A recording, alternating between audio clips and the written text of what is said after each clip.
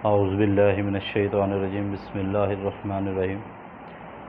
अल्लाहुम्मा सल्लि अला मुहम्मदिन नबिय्यिल उम्मी व अला आलिहि वसल्लिम तस्लीमा।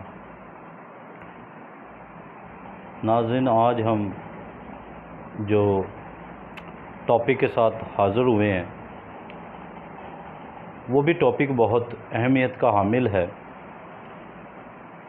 और तकरीबन हर पाकिस्तानी शहरी जो कि सियासत की समझ बूझ रखता है उसको बहुत ज़्यादा डिस्कस कर रहा है और ये इतना अहमियत का हामिल है कि तकरीबन हर पार्टी इसके बारे में इन दिनों बात करते नज़र आ रही है। वो जो टॉपिक है हमारा वो election commission and chief election commissioner के नाम से है। आज हम देखेंगे कि चीफ इलेक्शन कमिश्नर जो होता है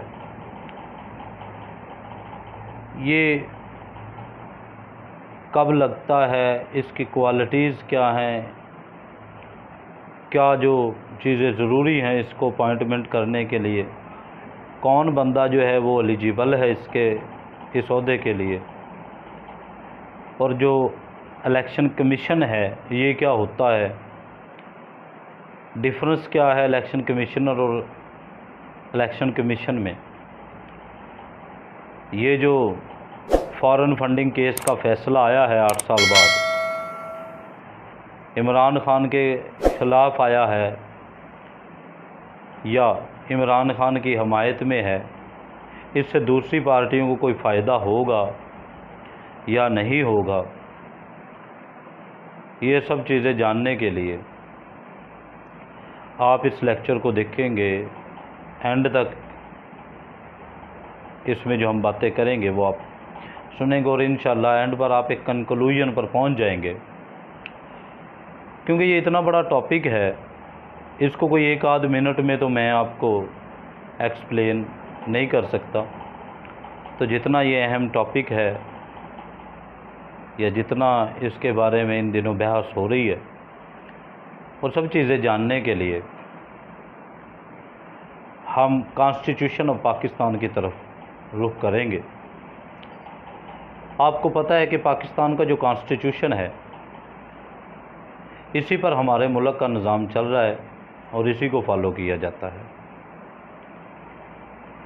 तो अगर हम बात करें चीफ इलेक्शन कमिश्नर और इलेक्शन कमीशन की, तो ये आर्टिकल 213 से लेकर 220 तक हमें मिलता है, इसकी डिस्कशन हमें मिलती है। तो सबसे पहले आज हम देखते हैं कि चीफ इलेक्शन कमिश्नर और इलेक्शन कमीशन में क्या फ़र्क है।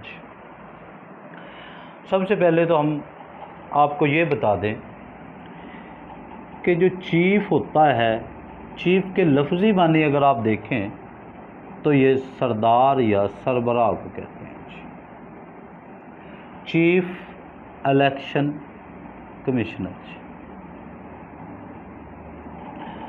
अगर हम बात करें तो ये एक डेजिग्नेशन का नाम है।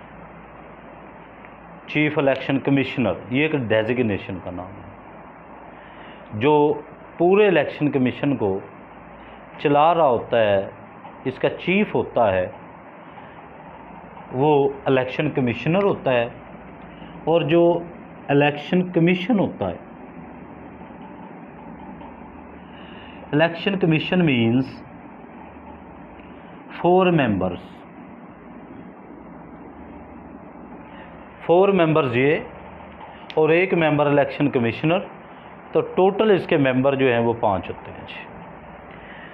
ये जो इलेक्शन कमीशन होता है इसमें टोटल 5 मेंबर हैं। ये जो 4 मेंबर्स हैं, ईच प्रोविंस हैज़ 1 मेंबर्स। सुबह पंजाब का एक मेंबर होगा, KPK का एक मेंबर होगा, बलूचिस्तान का एक मेंबर होगा और सिंध का भी एक मेंबर होगा। 4 जो है ये प्रोविंस की जो रिप्रेजेंटेशन करेंगे यहाँ। तो 5वां जो है वो इलेक्शन कमिश्नर होगा जी, चीफ जो होता है जी। 2012 में फिर 17 में इसमें कुछ अमेंडमेंट हुई फॉरेन फंडिंग के बारे में, जिसके बारे में आपने सुना होगा कि इमरान खान ने ये कल बात की कि मैंने 2017 में तो अमदाद नहीं ली या वो फंड इकट्ठा नहीं किया, वो तो 12 में है जिस पर आप एलिगेशन कर रहे हैं, और ये एलिगेशन तो 17 में आया है, तो लिहाजा ये तो अप्लाई नहीं हो सकता। तो बहरहाल यहाँ हम किसी पार्टी की नुमाइंदगी करने नहीं बैठे हुए, तो ये एक ओवरऑल जो डिस्कशन है जी, इसमें तमाम लोग जो है वो मुस्तफ़ीद इससे हो सकते हैं, या हम किसी पार्टी की नुमाइंदगी नहीं कर रहे।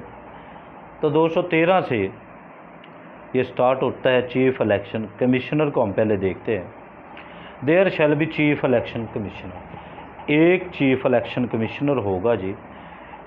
इन this part refer to as the commissioner who shall be appointed by the president. Chief election commissioner को अपॉइंट कौन करता है जी? प्रेसिडेंट। कोई भी जो होगा प्रेसिडेंट वो इसको अपॉइंट करेगा, जैसा कि अब डॉक्टर आरफ अलवी हैं तो वो अपॉइंट करेंगे। लेकिन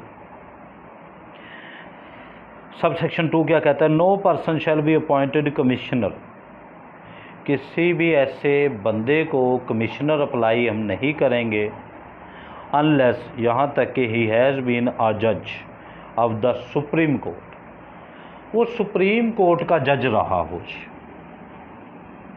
सबसे पहली जो बात है जी, जज ऑफ सुप्रीम कोर्ट, या वो सुप्रीम कोर्ट का जज रहा हो वो चीफ इलेक्शन कमिश्नर बन सकता है, या has been a senior civil जज civil servant sorry is technocrat senior civil servant, या तीसरी बात जो है वो टेक्नोक्रेट।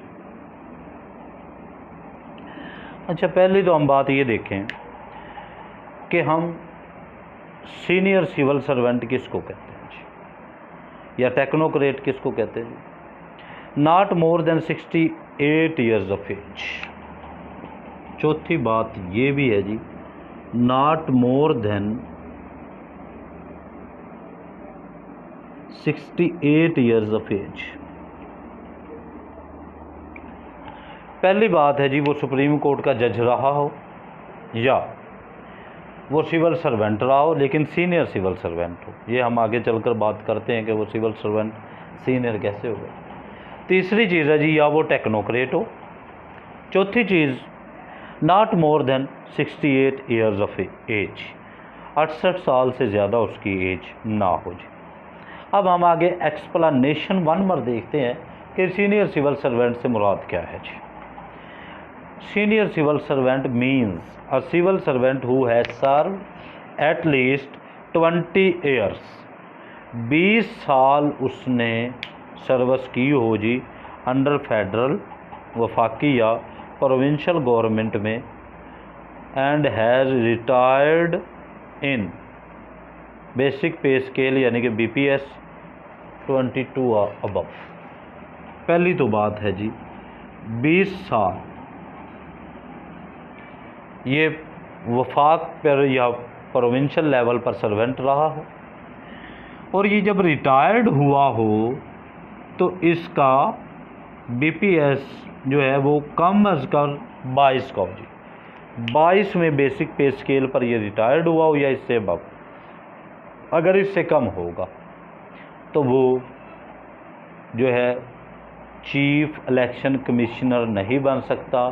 सीनियर सिविल सर्वेंट से मुराद ऐसा आदमी है जिसने कम अज़ कम 20 साल वफाकी लेवल पर या प्रोविंशियल लेवल पर सर्विस दी हो, और जब वो रिटायर्ड हुआ हो तो उसका बेसिक पे स्केल जो है वो 22 हो जी। टेक्नोक्रेट किसको कहते हैं जी? Technocrat means a person who is the holder of a degree, जिसके पास डिग्री हो, requiring conclusion of at least 16 years of education.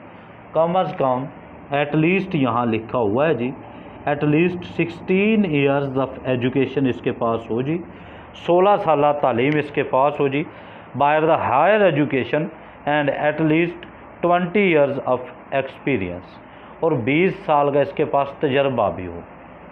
जो हमने पहले बात की है सीनियर सिविल सर्वेंट में, वही तजर्बा इसके लिए है, लेकिन यहाँ इसके लिए एक नई चीज़ जो आ गई है वो ये है कि इसके पास एट लीस्ट 16 ईयर्स की एजुकेशन हो जी, including a record of achievement as the national या इंटरनेशनल लेवल पर इसके पास कोई ऐसी अचीवमेंट भी हो जो रिकॉर्ड में आई हो, वो नेशनल लेवल पर भी हो सकती है, वो इंटरनेशनल लेवल पर भी हो सकती है जी। तो ये था जी टेक्नोक्रेट और सीनियर सिविल सर्वेंट जी। सब सेक्शन 2A, ये जो अमेंडमेंट हुई जी, ये 2A और 2B जो हम यहाँ डिस्कस करेंगे, ये कॉन्स्टिट्यूशन में 18th अमेंडमेंट हुई 2010 में जी। 2A ये अमेंडमेंट है कि प्राइम मिनिस्टर, जो प्राइम मिनिस्टर होगा ये कंसल्टेशन करेगा जी। किसके साथ करेगा जी कंसल्टेशन? जी prime minister with the leader of the opposition. ये मैं आपको बताता चलो जी, 2010 में 18th अमेंडमेंट हुई जी, ये तरमीम जो हुई ये अमेंडमेंट, उसमें ये 2A आया था जी। 2A क्या था जी? प्राइम मिनिस्टर जो है ये कंसल्टेशन करेगा जी, किससे जी? लीडर ऑफ द अपोजिशन से जी, लीडर ऑफ द अपोजिशन जी। जैसा कि राजा रियाज है जी लीडर ऑफ अपोजिशन, जैसे शहबाज शरीफ भी लीडर ऑफ द अपोजिशन रहा जी। तो जो मौजूदा प्राइम मिनिस्टर होगा वो कंसल्ट करेगा जी लीडर ऑफ द अपोजिशन। ये लीडर ऑफ द अपोजिशन जो है ये नेशनल असम्बली का होगा जी, नेशनल असम्बली का जी।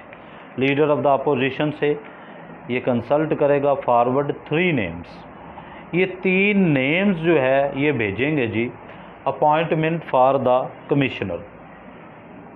अब जब इन दोनों की कंसल्ट होगी जी, तो कंसल्टेशन के बाद 3 नाम जो हैं ये अपॉइंटमेंट के लिए दिए जाएंगे जी चीफ इलेक्शन कमिश्नर के जी, टू अ पार्लियामेंट्री कमेटी जी।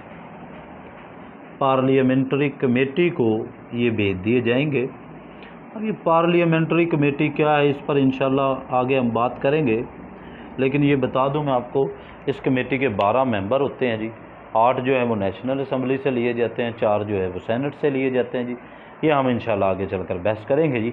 तो पार्लियामेंट्री कमेटी के पास वो 3 नाम भेज दिए जाएंगे for hearing and confirmation of any one person. तो फिर पार्लियामेंट्री कमेटी जो होगी जिसमें 12 मेंबर्स होंगे, वो किसी एक का नाम चूज़ करके चीफ इलेक्शन कमिश्नर जो है वो अनाउंस कर देंगे जी, प्रोवाइडेड दैट। लेकिन एक बात यहाँ बड़ी इंटरेस्टिंग है, in case there is no consensus, कोई ये दोनों किसी 3 नामों पर एग्री नहीं होते, प्राइम मिनिस्टर किसी और के नाम दे रहा है, लीडर ऑफ द अपोजिशन किसी और के नाम दे रहा है जी, तो ये किसी कंसेंसस पर, किसी नतीजे पर नहीं पहुंचते। तो फिर क्या होगा? Each shall forward separate list to the parliamentary committee for consideration which में कन्फर्म एनी वन मेंबर। तो फिर 3 नाम ही प्राइम मिनिस्टर भेज देगा जी, और 3 नाम ही पार्लियामेंट्री कमेटी को अपोजिशन लीडर भेज देगा जी। तो इस तरह वो 6 नाम आगे चले जाएंगे।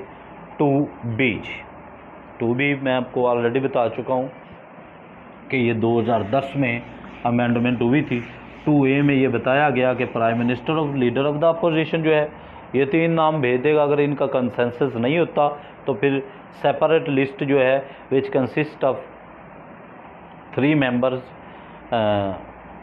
उन पर वो प्राइम मिनिस्टर भी भेज देगा एक लिस्ट और लीडर ऑफ द अपोजिशन।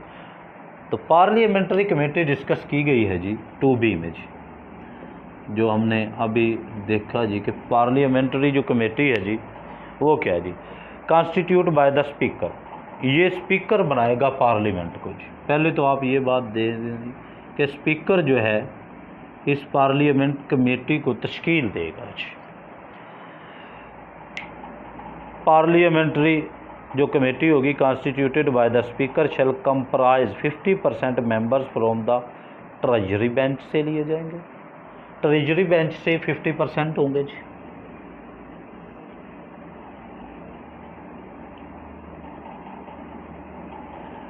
%50 होंगे जी ट्रेजरी बेंच से, and 50% from the opposition party.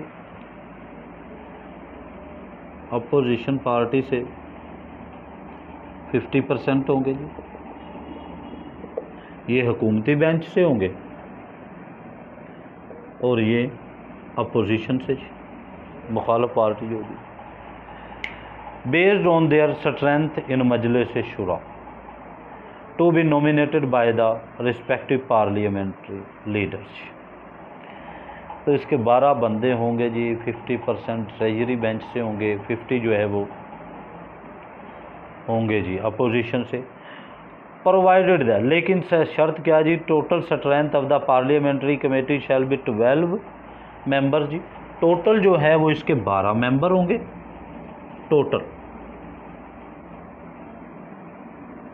Total जो है वो 12 मेंबर्स होंगे जी। ठीक है जी। और इसके विच 1/3 shall be from the senate.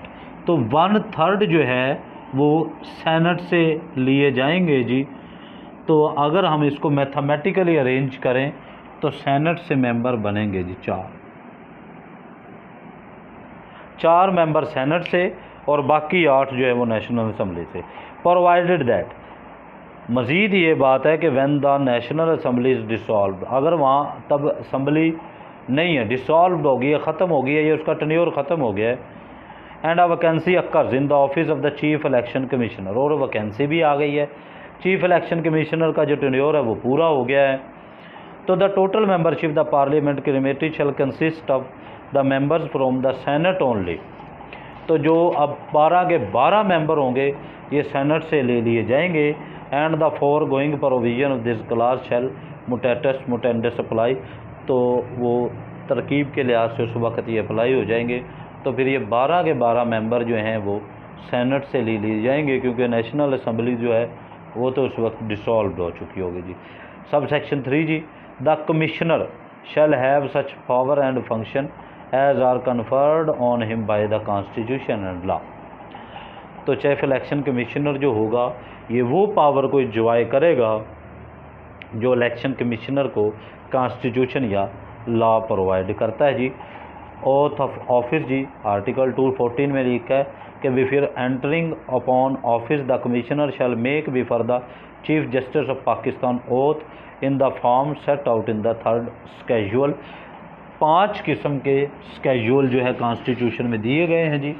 तो 3rd स्केड्यूल के तहत ये अपना ओथ लेगा चीफ इलेक्शन कमिश्नर जी 3rd स्केड्यूल के, और ये लेगा किसके सामने जी, जो है चीफ जस्टिस ऑफ पाकिस्तान के सामने ये ओथ लेगा जी।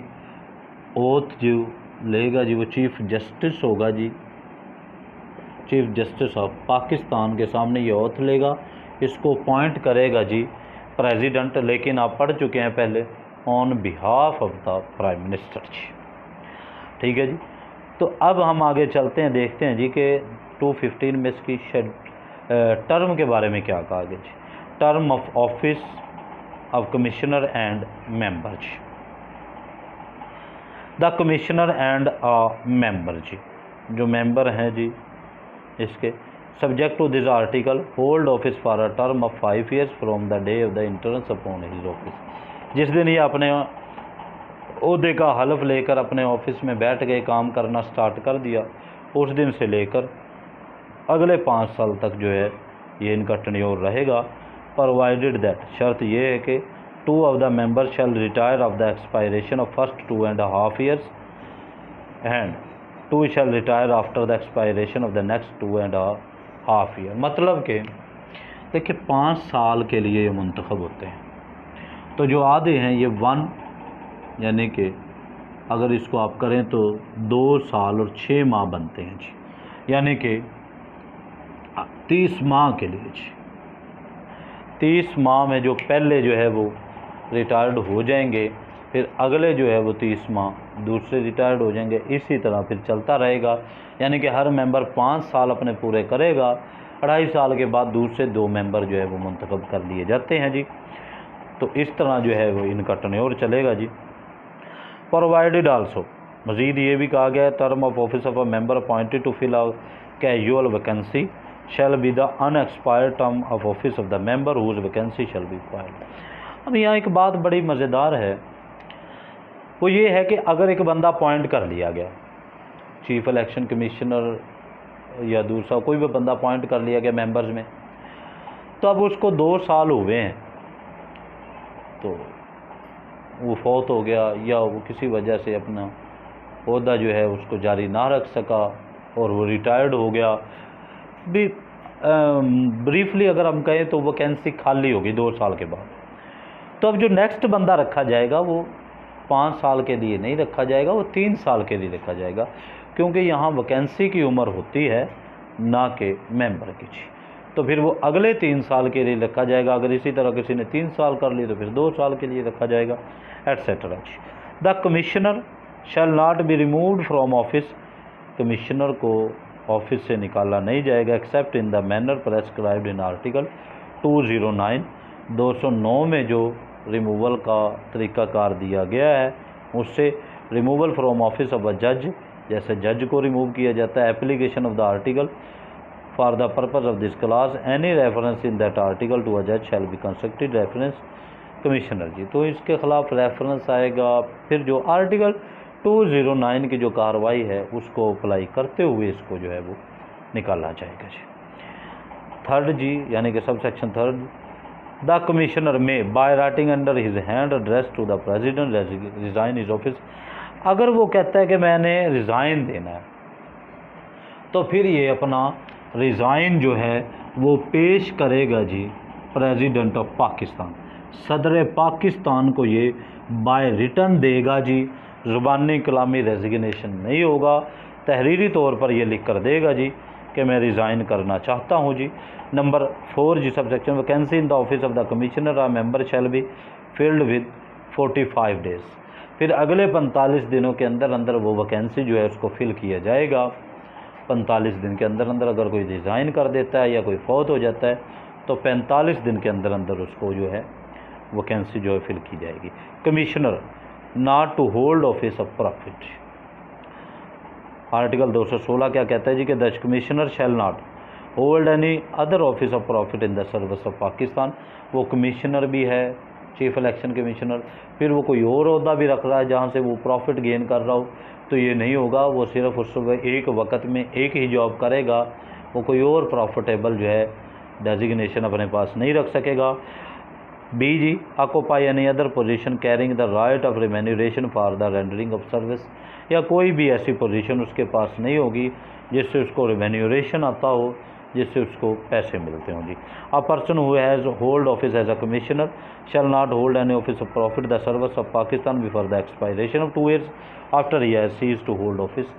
देखिए, अगर एक बंदा इलेक्शन कमिश्नर है या उसका मेंबर है, जब वो रिटायर्ड हो जाता है, उसने अपने टर्न्योर, उसने अपनी मुद्दत पूरी कर ली, तो 2 साल तक वो पाकिस्तान के किसी भी गवर्नमेंट सर्विस पर अपॉइंट नहीं किया जा सकता। 2 साल वो किसी और जॉब के लिए एलिजिबल नहीं होगा।